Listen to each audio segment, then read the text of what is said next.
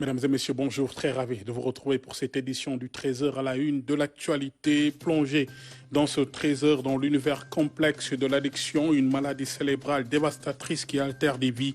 À suivre le témoignage poignant d'une ancienne toxicomane jadis captive de l'héroïne et de la cocaïne et son cheminement vers la guérison grâce à l'accompagnement du CEPIAT. Et puis à 24 heures du match Sénégal-Guinée, le sélectionneur national a fait face à la presse. Selon Aliou Cissé, son équipe s'est bien préparée et compte bien terminer les phases de poule sur une victoire. Vous l'entendrez. À Tambacounda, le train est prêt à reprendre le service. Il a passé avec succès son dernier essai marquant le retour imminent de l'activité ferroviaire. Le directeur général de la Société des chemins de fer du Sénégal a personnellement supervisé cette phase cruciale. Voilà pour les titres de ce 13h. Bienvenue et merci de nous recevoir chez vous. D'abord, sachez que les candidats devant participer à l'élection présidentielle du 25 février 2024 sont officiellement connus. Au total, 20 candidats ont été retenus par le Conseil constitutionnel. Parmi les 21 candidats qui avaient passé l'étape du parrainage, seul Karim Meïssa Wade est recalé à cause de sa double nationalité. Dame Silla. Le Conseil constitutionnel a officiellement publié la liste définitive des 20 candidats admis à se présenter à l'élection présidentielle du 25 février 2024. Elle est arrêtée dans l'ordre issu du tirage au sort comme suit. Boubacar Kamara, Cheikh Tidiane Dièye, Déthié Fall, Daouda Ndiaye, Habib Sy, Khalifa Ababakar Sall, Anta Babakar Ngom, Amadou Ba, Rose Wardini, Idrissa Seck, Aliou Mamadou Dia, Serigne Mboup, Papa Djibril Fall, Mamadou Lamine Diallo, Mohamed Boun Abdallah John, El Hadji Malik Gakou, Ali Ngouille Ndiaye, El Hadji Mamadou Diao, Bassirou Diomaye Diakhar Faye, Arnaud Alassane Sall. Sur les 21 candidats qui avaient validé le parrainage, seul Karim Meïssa Wade a été recalé à cause de sa double nationalité. Suite à la publication par le Conseil constitutionnel de la liste des candidats retenus pour l'élection présidentielle du 25 février 2024 et pour les besoins de l'impression des bulletins de vote, la Direction générale des élections porte à la connaissance des mandataires des 10 candidats que ces services-ci à l'avenue El Hadji Malick Sy, angle rue 6, ex-Cité Police, sont ouverts le dimanche 21 janvier 2024 de 8h à 18h pour le dépôt de la version électronique des maquettes de bulletins de vote conformément aux dispositions de l'arrêt numéro 036714 du 12 décembre 2023 relatif à l'organisation technique de l'impression des bulletins de vote pour l'élection présidentielle du 25 février 2024. Ce dépôt est préalable à la tenue de la réunion d'information à l'attention des mandataires prévue le lundi 22 janvier 2024 à 10h à la salle de conférence de la DGE et qui porte sur les modalités de l'impression des bulletins de vote et des documents de propagande pris en charge par l'État, l'imprimeur en charge des travaux d'impression des documents pour chaque candidat, l'arbitrage sur les éventuels conflits portant sur les couleurs choisies. La dématérialisation intégrale des procédures douanières scrutées de près lors d'une journée d'évaluation qui a réuni l'ensemble des partenaires et usagers des douanes sénégalaises. Saluant l'initiative, les acteurs présents s'engagent à promouvoir l'appropriation de cette mesure. Le compte-rendu de Fanta Badji. Les acteurs de l'écosystème du dédouanement venus en masse pour un retour d'expérience sur la dématérialisation intégrale lancée début janvier 2024 par la Direction générale des douanes. Nous restons persuadés et demeurons convaincus qu'une dématérialisation des procédures douanières bien encadrées, sans nul doute, est un gage de transparence dans l'amélioration du climat des affaires. Et connaissant votre bel esprit de dialogue et de concertation, nous avons la ferme conviction que notre rencontre débouchera sur des conclusions et recommandations largement partagées. La dématérialisation constitue en tout cas une réponse aux préoccupations des opérateurs qui veulent plus de célérité dans le traitement de leurs transactions, plus de sécurité dans les formalités administratives, moins de tracasseries dans les procédures douanières et surtout moins de frais lors du passage de leurs marchandises en douane. Les échanges ont porté sur les fonctionnalités du système Gaindé, les avantages du dédouanement dématérialisé et l'engagement des partenaires à opérer les changements nécessaires à l'adaptation à la dématérialisation.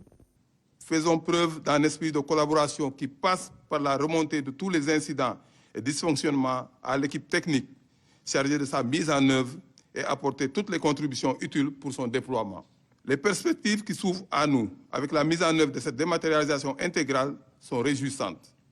Faciliter et fluidifier les procédures douanières passe forcément par la mise en place d'un guichet unique portuaire capable de centraliser nos paiements et tous les processus y afférents. Ce besoin de célérité est devenu une véritable exigence au regard des difficultés liées à la congestion portuaire qui nous contraignent à miser davantage sur l'informatique pour fluidifier les formalités administratives et accélérer le processus de mainlevée des marchandises sous douane.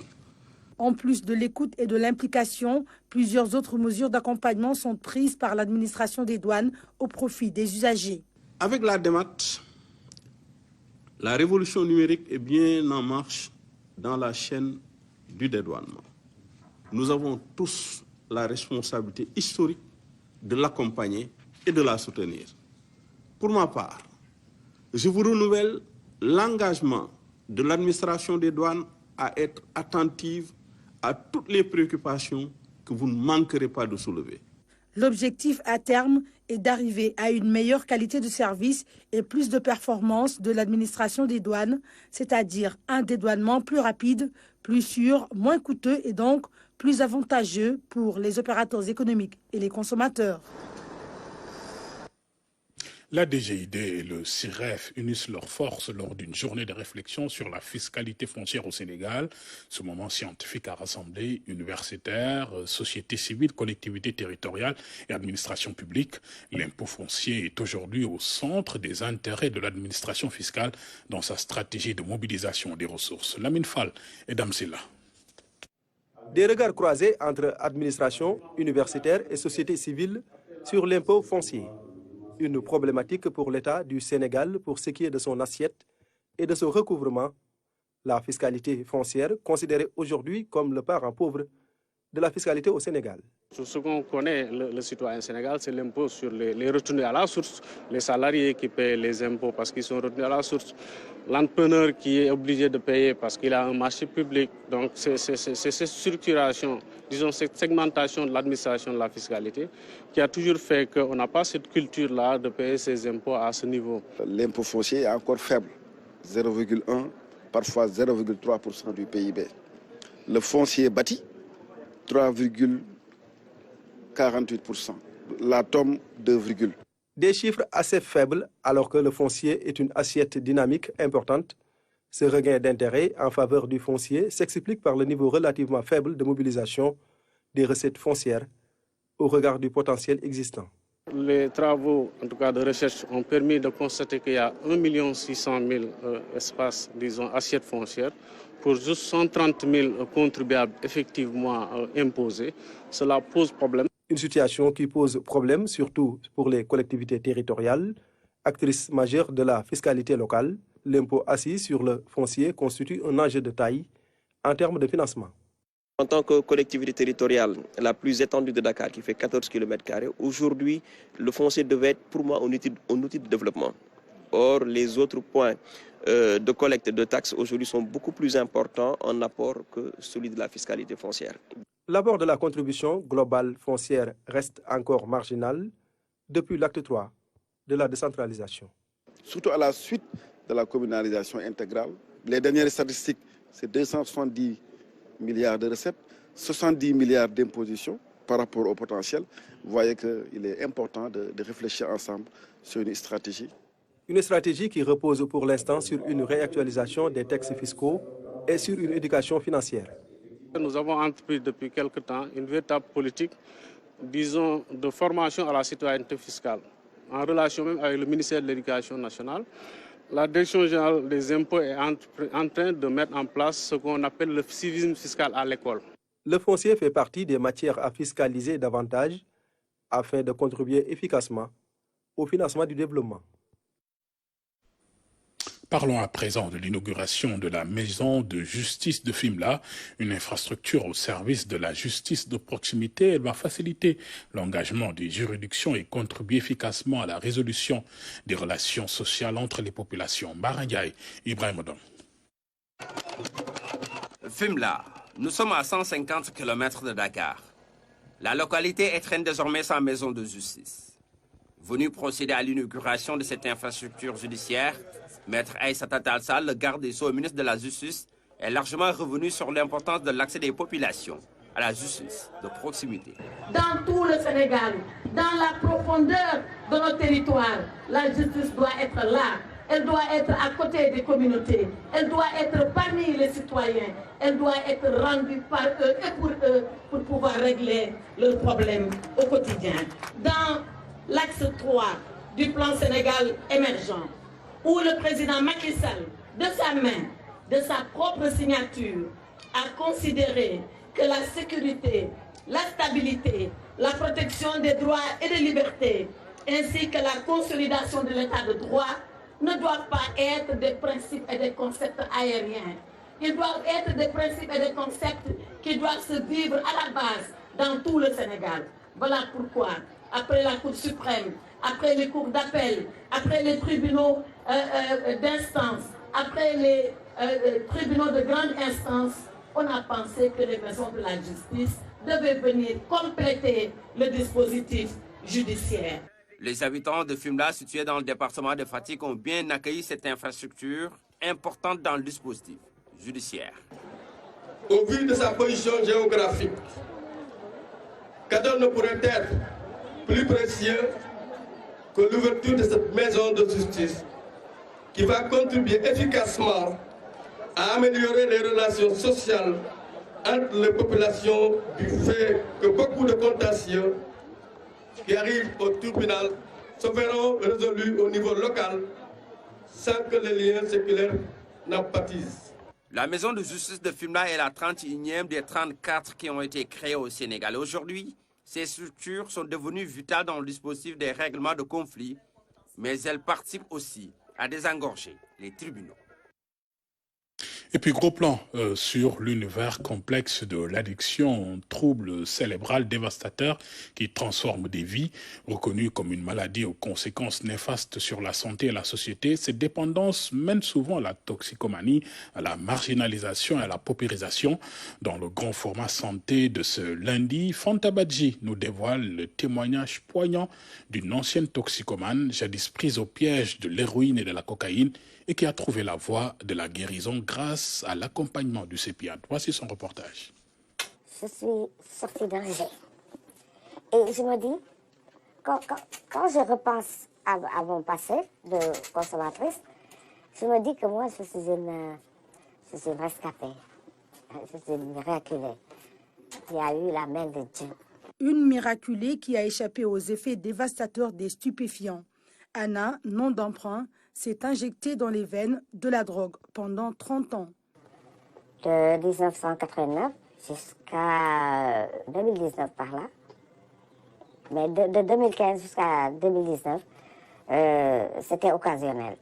Mais disons de 1989 jusqu'à 2015, j'étais très addict. Très addict à deux des drogues les plus toxicodépendantes. J'étais addict à l'héroïne et à la cocaïne. Moi, j'ai connu la drogue en prison. C'était pas là, c'était en Europe. C'était en prison que j'ai commencé la première fois que j'ai pris de la drogue. Je suis rentrée au bercail et j'ai continué. Anna se remémore les années sombres de toxicomanie qui l'ont coupée de tout. Mon copain était le consommateur avant d'être dealer. On m'avait chassé de la maison. Et puis même moi, personnellement, je me stigmatisée parce que je me sentais plus à l'aise. Je me sentais plus comme moi, je vous dis, hein, moi j'ai touché le bout du gouffre. Le plus profond, au plus profond du gouffre. Je l'ai touché. Je peux vous dire, avant l'ouverture du CEPIAD, pourquoi je dis que je suis miraculée, il y a eu beaucoup de nos de nos pères qui sont décédés, qui malheureusement n'ont pas eu la chance de vivre jusqu'à l'ouverture de Sapien, des trucs comme ça. Et c'est très malheureux. Mon copain en fait partie. Non seulement lui, mais ses frères et tout. L'addiction, une maladie chronique, selon les spécialistes.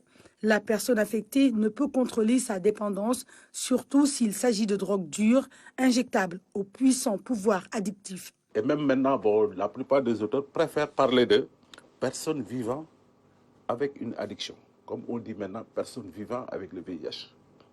Parce que l'addiction, c'est une pathologie chronique.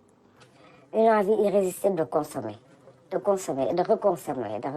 Tu as tout le temps envie de consommer parce que ça te donne l'impression d'avoir un soulagement. La consommation de drogue, quelle qu'elle soit, entraîne des complications médicales sévères. Ça perturbe tout l'organisme. Ça peut entraîner des complications, des conséquences sur le plan physique, au niveau cardiaque, au niveau rénal, au niveau neurologique, mais surtout aussi des complications infectieuses qu'on voit le plus souvent, notamment le VIH. L'exclusion aussi, souvent, c'est lié à ça aussi. On perd son emploi, on perd son mari, on perd sa famille, on est dans la rue, donc il y a des conséquences sur le plan social. L'addiction se traite et on en guérit. Le centre de prise en charge intégré des addictions de Dakar, CEPIAD, reçoit des usagers de tout âge pour divers stupéfiants. Ici, c'est de 18 à 78 ans, comme j'ai dit tantôt. Sur les 500 nouvelles demandes, peut-être le tiers, c'est pour le cannabis. Le quart, c'est pour des problèmes liés à l'alcool. Ensuite viennent ce qu'on appelle les drogues dures, l'héroïne, la cocaïne, le crack, etc. Et de plus en plus, nous prenons en charge, nous recevons des jeunes ou bien des gens qui ont des problèmes avec ce qu'on appelle les amphétamines, le volet ou l'ecstasy. Voilà, et le ballon, le truc. Et c'est fréquent au Sénégal? Oui, de plus en plus, c'est vraiment de nouvelles drogues émergentes. Il y a le tabac aussi qui arrive en 3e position des demandes de prise en charge ici au niveau du centre. Anna et beaucoup de ses pairs ont réussi leur réinsertion sociale. Aujourd'hui, elle s'investit dans l'accompagnement et l'assistance des jeunes consommateurs de drogues injectables, des jeunes filles notamment. Moi, j'ai vu des femmes et même des jeunes filles qui maintenant qui ne gèrent pas très bien la consommation, qui font des choses qui me heurtent, qui me choquent, qui me font très mal. Parce que sachant que moi, je suis passée par là, et qu'elles sont à leur début. Et tout en sachant que cette drogue-là qu'elles utilisent n'est pas très forte, aussi forte que nous on prenait, mais qui les amène à faire des choses qui font très mal au cœur. Et sachant que ce sont des filles, qui ont ramené,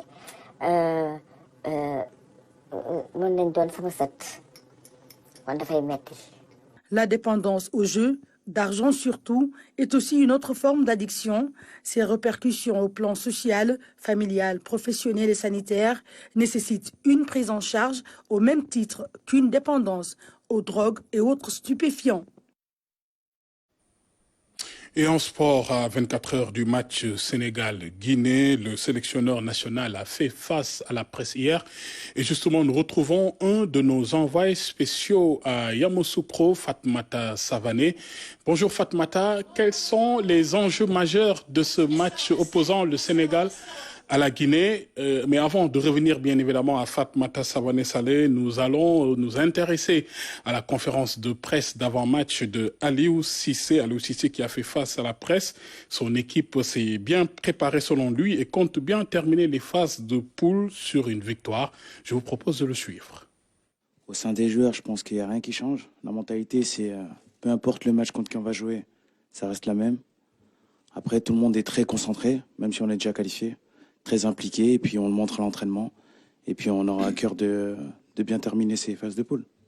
C'est un match de CAN, et tous les matchs de CAN sont à disputer. Nous, il n'y a rien qui change, Nampalis l'a dit. Il y a énormément de concentration et de détermination dans cette rencontre-là. Donc, je le dis, rien n'est encore fait. Nous sommes ici pour jouer 3 matchs. Inch'Allah, nous espérons en tout cas avoir le meilleur résultat possible. Mais croyez-moi, comme je l'ai dit, ce n'est pas du tout un match amical malgré que les 2 équipes sont qualifiées. Il a bien raison que de dire qu'on sera au rendez-vous de demain. Il est important d'être dans notre dynamique, donc cette dynamique de victoire. Il est important d'être dans cette continuité. Nous sommes conscients aussi que l'équilibre est très fragile entre le positif et le négatif. Nous savons qu'aujourd'hui, effectivement, nous sommes dans une situation favorable.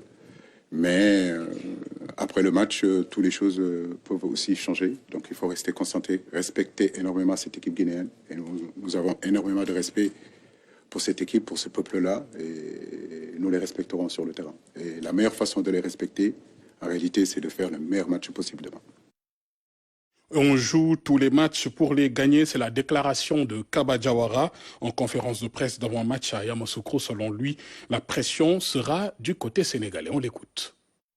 Non, on envisage d'être premier. On est des compétiteurs et on est sur une bonne dynamique. Après, de s'arranger avec le Sénégal, en fait, ça ne nous arrange pas parce que si on fait match nul, il reste premier et nous, on joue second. Et vu les calculs qu'on commence à faire, parce qu'on commence à en faire, on risque de jouer la Côte d'Ivoire en Côte d'Ivoire. Donc, ce n'est pas forcément un bon tirage pour nous aussi. Donc, nous, on joue tous les matchs pour les gagner. On savait en venant ici qu'on avait des finales à faire. On en a fait 2. Là, c'est la 3e finale. Et puis, celle-là, elle est prestigieuse. Et comme je l'ai dit après le match, c'est franchement mieux de l'aborder avec les 4 points.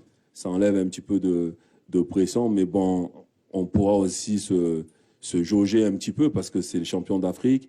Ils ont bien démarré, ils ont 6 points, ils ont 6 buts marqués, donc ils sont au top, j'ai envie de dire. Donc voilà, pour nous, ça permettra de nous étalonner un petit peu. La pression, c'est plus eux qui l'ont parce qu'ils sont champions d'Afrique en titre, il ne faut pas l'oublier.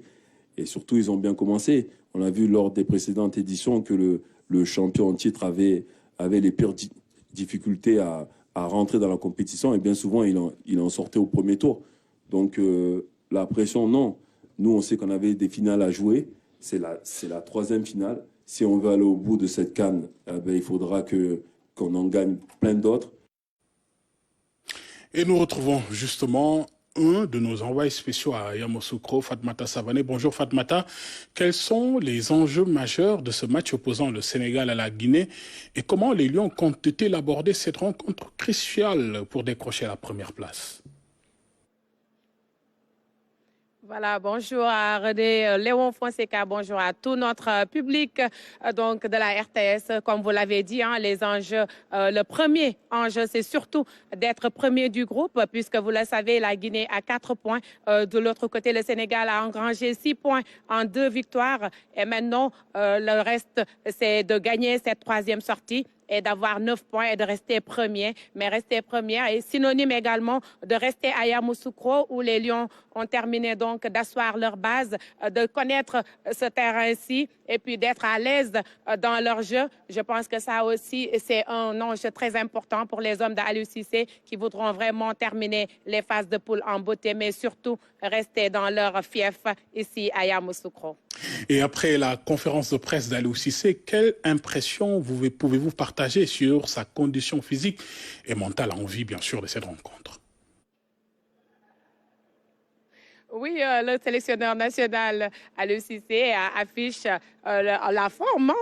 C'est vrai qu'on l'a senti un peu plus calme que d'habitude, mais lui, c'est un sélectionneur mesuré. En tout cas, à chaque fois qu'il vient en conférence de presse, il est très calme, il répond calmement, mais je pense qu'il se sent mieux d'après ce qu'il a dit lui-même quand on lui a posé la question, à savoir l'état de sa santé. Il a dit qu'il se porte très bien, alhamdoulilah, qu'il est parmi ses joueurs et je pense qu'il va très bien. L'autre aspect qu'on n'a pas entendu dans ces 2 extraits, c'est le fait qu'Aliou Cissé a dit que le match restera un match de football et qu'au-delà, ce sont 2 peuples frères, 2 peuples où à chaque côté donc, de ces 2 pays, il y a une forte communauté guinéenne au Sénégal, tout comme il y a une forte communauté sénégalaise en Guinée et qu'au-delà d'un match, nous restons des pays frères et bien sûr, nous restons ensemble. C'est pour que l'Afrique soit plus forte quand on est ensemble et unis.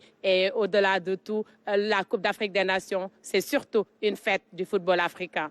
Une dernière question, Fatmata. Comment l'équipe sénégalaise prévoit-elle de faire face aux défis spécifiques posés par la Guinée et quelles sont les stratégies envisagées pour assurer une performance optimale? voilà, la performance optimale réside dans le groupe d'Aliou Cissé, qui est donc un groupe compétitif avec des joueurs interchangeables à tous les niveaux. Et je pense que pour ça, Aliou Cissé est prêt. Ce soir, bien sûr, à 16h30 exactement, il fera donc la revue de son effectif pour savoir qui ira dans ce match et qui ne le sera pas, puisque à l'infirmerie, il y avait Lamine Camara, il y avait également Niakhaté Ndiaye, mais dans l'après-midi, on sera plus fixé sur son groupe. Mais ce qui est sûr, c'est que les Lions ont envie de terminer ces phases de poule en beauté avec une 3e victoire à la clé après ce derby entre le Sénégal et la Guinée. Merci beaucoup Fatmata Savané-Saleh pour toutes ces précisions et ce compte rendu. Je rappelle que vous étiez en direct de Yamoussoukro. Et on en vient maintenant à l'actualité de nos régions et c'est juste après ça.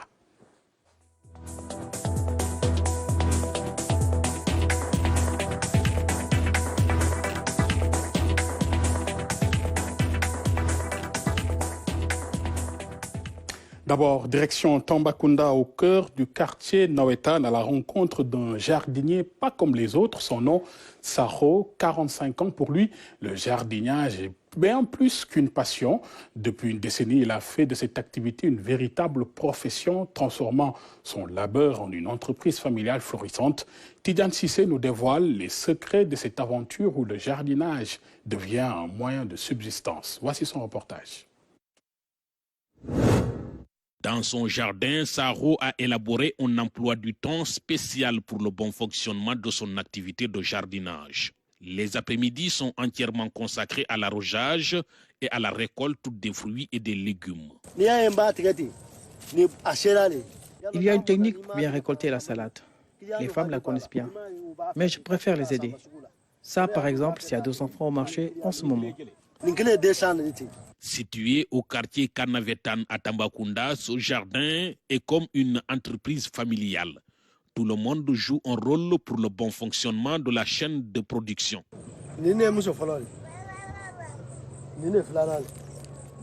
Voici mes 2 épouses, la première et la deuxième. Après la récolte, c'est elles qui vont au marché pour les écouler. Que ce soit les concombres, les navets ou de la salade.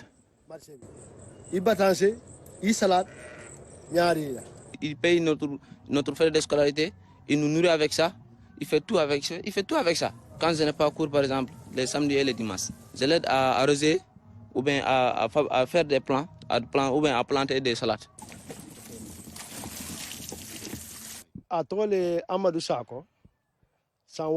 C'est mon fils, il se nomme Ahmadou Sakho. Il a 6 ans, il aime bien faire ça. C'est pourquoi je le laisse faire. Dans son quartier, Sakho s'est forgé un nom et une réputation à cause de cette activité. Les gens aiment ses fruits et légumes car tout ce qu'il produit ici est bio. Moi, auparavant, j'utilisais l'engrais ici. Mais avec le temps, j'ai compris que le fumier était meilleur que l'engrais chimique. C'est pourquoi maintenant, je n'utilise que le fumier animal pour fertiliser mes sols.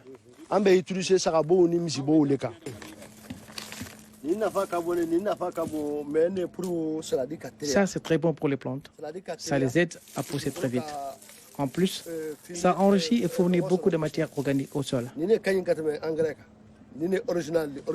C'est vraiment l'engrais original qui provient directement des enclos.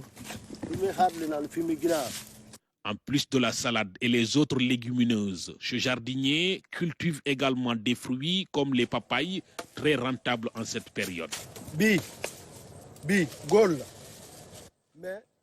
Cette papaye, par exemple, c'était une plante mâle. C'est moi qui l'ai greffée pour qu'elle puisse donner des fleurs. Il achète des graines, on les plante. S'ils poussent un petit peu, on les enlève puis on les plante encore. Il y a 200 pieds dans ce jardin. Il y a bien sûr des variétés ordinaires et des variétés chinoises. La culture de la papaye est très rentable, car une seule plante peut vous donner jusqu'à 100 000 francs CFA. Tout le quartier vient acheter ici des salades, ou bien des haricots, des limons, des papayes, etc. Même des mangues. Tout le quartier vient ici pour acheter ici.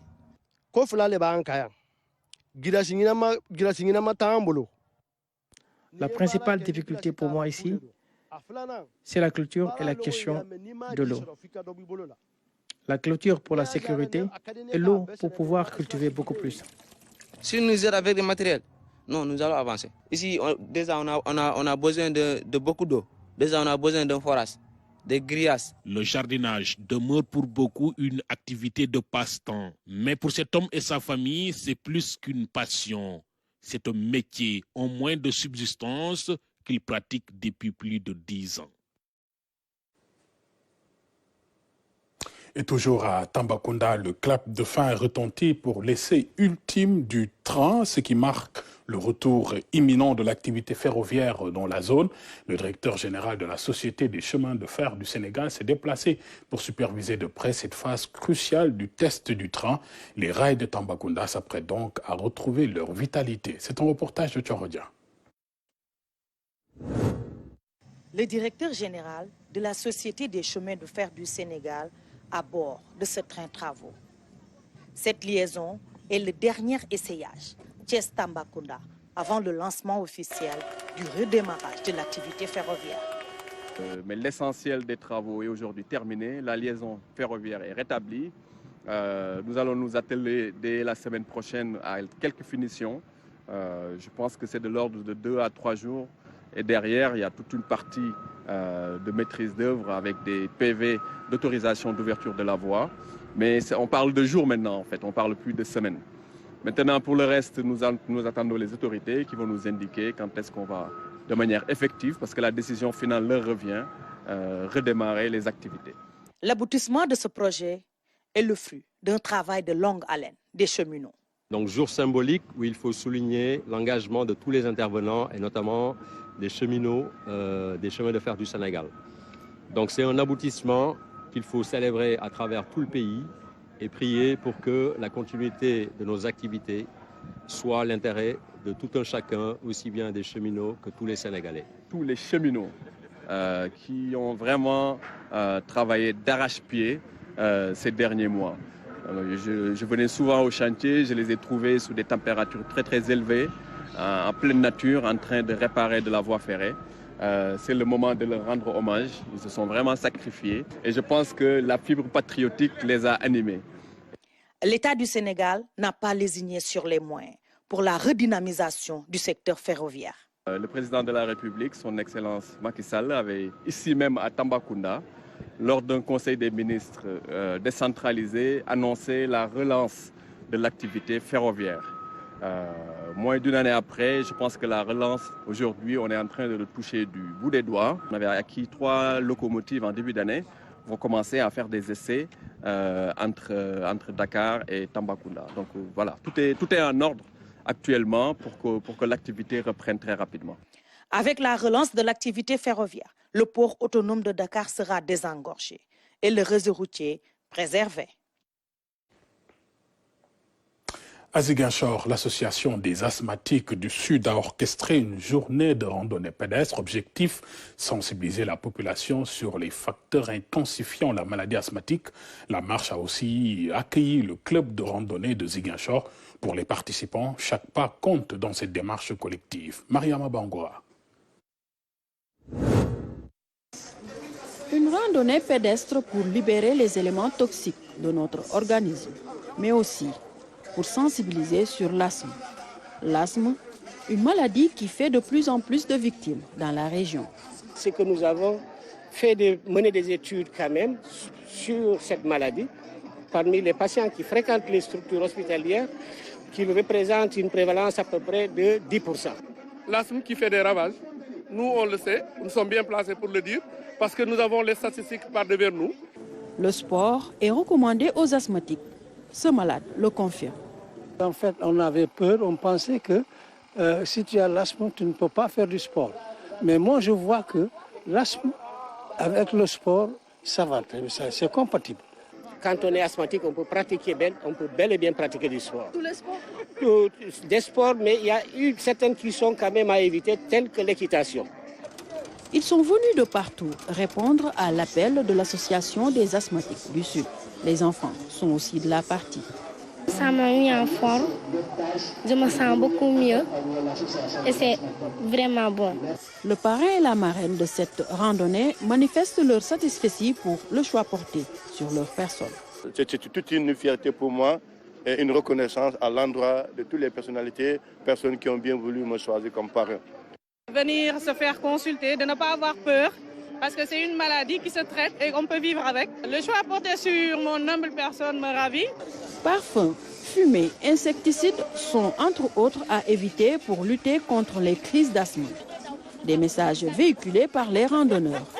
À la fin, un appel est lancé à l'État et aux bonnes volontés pour un appui à la prise en charge des malades. Voilà pour l'essentiel de l'actualité de ce lundi après-midi, mesdames et messieurs. Merci de nous avoir suivis. Merci de votre attention et de votre fidélité. Je vous souhaite une très belle journée.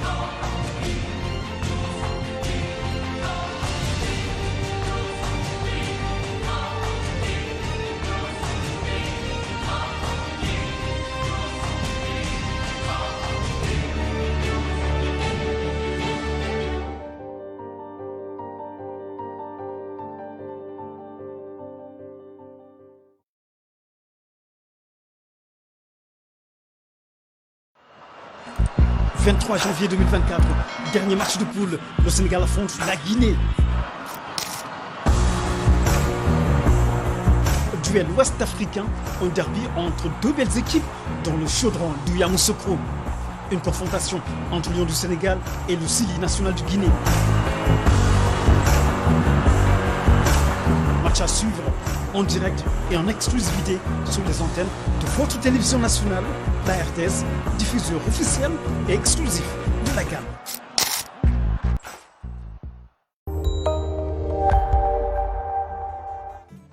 Assalamu alaikum bandiraɓe toɓen e oɗo saaha ɗo e RTS jamalla ñalle moon bandamen min calmini min juurima min ñaguima duwaw bandamen eɗen jogui émission meɗen garowo joni joni keso pul ene wiye pinen pindinen mbimi wimami en noddi dendagal haalpulare en noddi dendagal pulago artiste aji meɗen anduɓe men alɗuɓe men halifaɓe men diine halifaɓe aada ɗanniyankoɓe meɗen eɗen kalda e mumen ko suuɗi e ko feeñi taw waɗanta ɗum ko mbori Kadija Ahmad Diom gorko men Abbas Sow taw ko ɗo e RTS joni joni eɗen mbaɗa ɗum taw leelani min noddi dendagal bandiraɓe bisimilla moon e émission pinen pindinen ɗo e RTS lamorgo dawle Sénégal Afrique bandirinague mbaɗe peɗele moon joni joni min gara inchallahu rabbi.